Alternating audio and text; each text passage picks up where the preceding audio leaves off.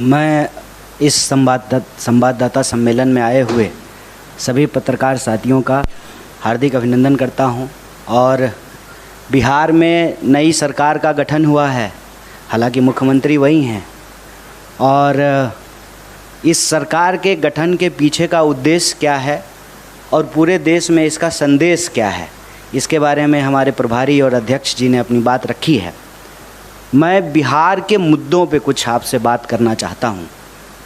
हमारा मानना है, हमारी पार्टी यह स्पष्ट तौर पे सोच रही है, समझ रही है और इस पर एक्ट कर रही है कि देश में अब दो तरह के वोट हैं।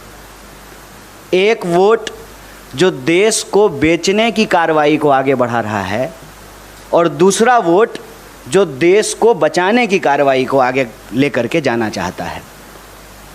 देश बेचने और बचाने की जो ये लड़ाई है, ये आप तमाम लोगों से छुपा हुआ नहीं है। हम सब देख रहे हैं कि सरकारी संपत्ति की लूट और सरकार के दोस्तों को छूट मिल रही है। और देश के जो नौजवान हैं, मैं युवा हूँ और राजनीति में हूँ, तो यह मेरा धर्म भी है और कर्तव्य भी है कि हम नौजवानों के सवाल को प्राथमिकता से उठाएं। और नौजवानों का मुद्दा ये है, खास करके अगर आप बिहार की बात करेंगे तो देश के 5 सबसे ज़्यादा बेरोजगारी दर वाले राज्यों में बिहार भी शामिल है। बिहार की जो यह बदतर स्थिति है, उसको बेहतर स्थिति में हम कैसे बदलें, यह हमारा उद्देश्य है। और इस उद्देश्य को लेकर के देश के भीतर कहीं भी कोई भी अगर एकता बनाने का प्रयास होता है तो कांग्रेस पार्टी, चाहे दलीय तौर पे उसको कोई नुकसान हो, उस नुकसान को बर्दाश्त करते हुए भी दल से ऊपर देश को रखते हुए उस सरकार को हम गठित करने में, उसको बनाने में और उसको बचाने में अपनी भूमिका निभा रहे हैं। लोग गुणागणित करते हैं, कितना मंत्री मिला, कितने एमएलए हैं, कौन जो है उप मुख्यमंत्री है। ये सारा गुणागणित तब होगा ना जब देश के भीतर सरकार गठन की प्रक्रिया पारदर्शी तरीके से चलती रहेगी। आप सब देख रहे हैं कि क्या हो रहा है कि विधायक जो हैं वो होटल खेल रहे हैं। जैसे कोना कोना खेलते हैं ना बच्चा लोग, वैसे होटल खेल रहे हैं। रिजॉर्ट चल रहा है। और आपने देखा कि बिहार में कोई रिजॉर्ट नहीं हुआ, बिल्कुल स्मूथ ट्रांजिशन हुआ है। और यही बिहार की खास बात है। और जैसा कि हमारे अध्यक्ष ने आपको याद दिलाया, सिर्फ इस दौर की बात नहीं है, आप किसी दौर की बात कर लीजिए। जब कहा जाता था कि नंद वंश के खिलाफ कोई बोल नहीं सकता है, तो एक असली चाणक्य, ये वाले नहीं, बेटा को सेक्रेटरी बना देना जो है, ये चाणक्यपन नहीं है, ये ओछापन है, ये दोहरापन है। जो असली चाणक्य थे वो चंद्रगुप्त मौर्य को जो है वो सम्राट बना दिए। और हर दौर में आप देखते जाइए, अगर आप स्वतंत्रता आंदोलन की बात कर रहे हैं, हम लोग 75वीं वर्षगांठ मनाए हैं, तो 1857 की क्रांति में वीर कुंवर सिंह जैसे लोग बिहार में पैदा हुए कि अपना हाथ काट करके नदी में प्रवाहित कर दिए। आप 1942 के भारत छोड़ो आंदोलन को देखिएगा, तो मैं जिस इलाके से आता हूँ उसको बिहार का बारदोली कहा जाता है। आप उसके बाद देखेंगे तो एक इकलौता आदमी एक छेनी हथौड़ी लेकर के पहाड़ काट करके रास्ता बना दिया।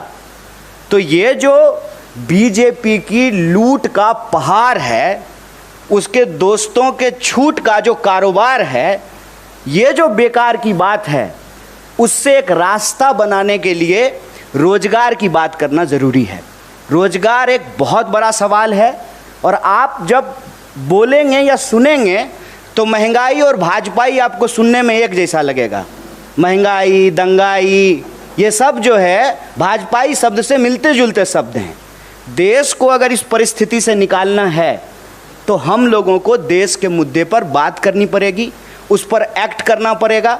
और जब हम सरकार में आए हैं तो हमारी पहली प्राथमिकता ये सुनिश्चित करनी होगी कि देश के युवाओं को रोजगार मिले, महंगाई से त्रस्त जनता को हम लोग बचाएं, सरकारी संस्थानों की रक्षा करें, लोकतंत्र की प्रक्रिया जिंदा रहे कि कल को फिर से जो है कोई सच्चा चाय बेचने वाला का बच्चा जो है देश का प्रधानमंत्री बन सके।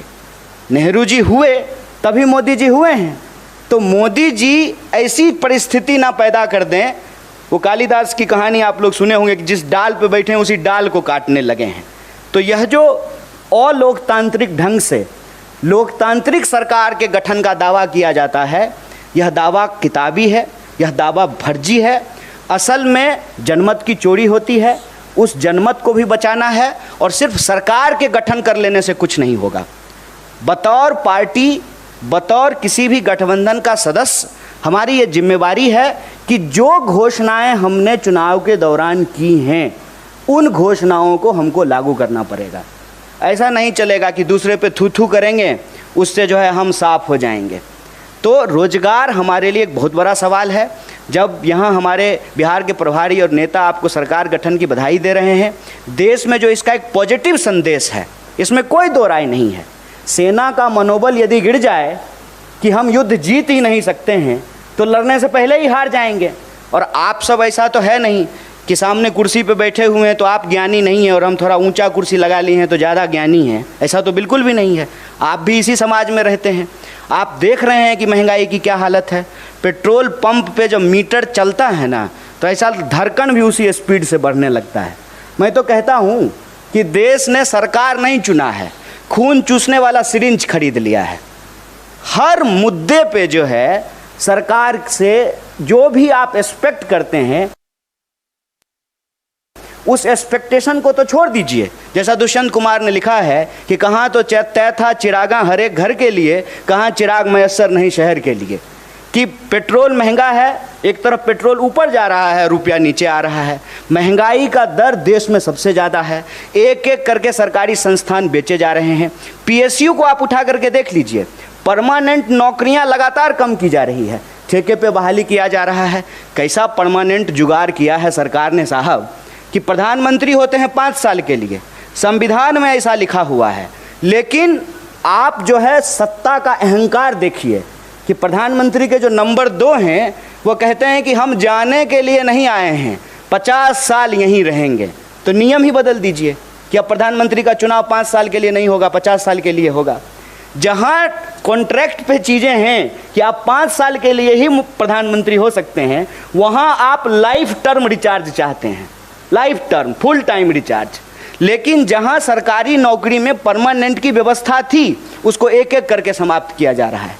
आप जो है अग्निपथ में देख लिए हैं कि क्या हुआ है। 5 साल के लिए वो मंत्री बनेंगे, 5 साल के लिए एमएलए बनेंगे, लेकिन नौकरी 4 साल के लिए मिलेगा। ये क्यों किया गया है? ताकि श्रम की चोरी की जा सके, ग्रेच्युटी ना मिले, पेंशन ना मिले, आपको कोई सुरक्षा ना मिले। और ये ऐसा नहीं है कि सिर्फ एक सेक्टर में हो रहा है, सारे सेक्टर में रोजगार की यही हालत है।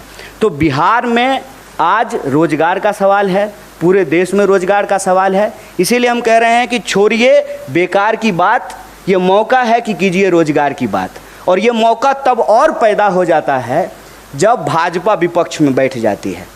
ये बात मैं कह रहा हूँ, इस बात को आप सब लोगों ने देखा होगा कि इस देश में बीजेपी विपक्ष की भूमिका बहुत अच्छे से निभाती है।